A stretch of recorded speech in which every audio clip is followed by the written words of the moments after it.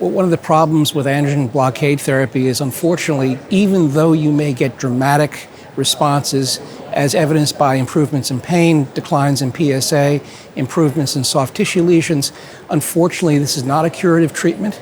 It can control the disease for long periods of time, but it does not cure it, does not make it go away completely.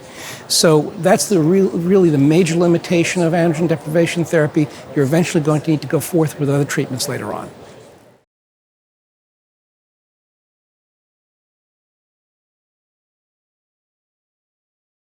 So there have been some studies that have looked at in phase 2 of docetaxel combined with pembro, and we're seeing some very interesting patterns in terms of progression-free survival, overall survival.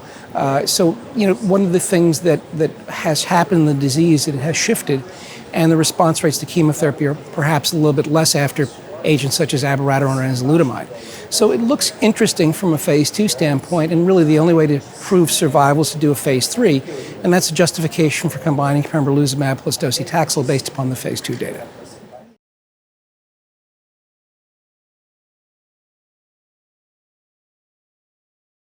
So the aims and design is to look at the combination and compare that to single-agent docetaxel and prednisone. The primary endpoint is overall survival. We hope to enter about 1,000 patients in the study internationally to determine whether that endpoint is met.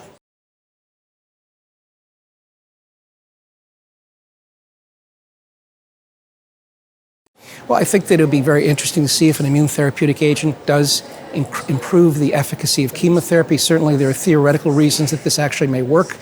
You're inducing cellular damage with chemotherapy and perhaps shedding more antigens, and then making the immune system active and aware of these shed antigens may be a way of going forth with treatment. So I think that there is good reason to think that this will work, and this may change the paradigm with chemotherapy.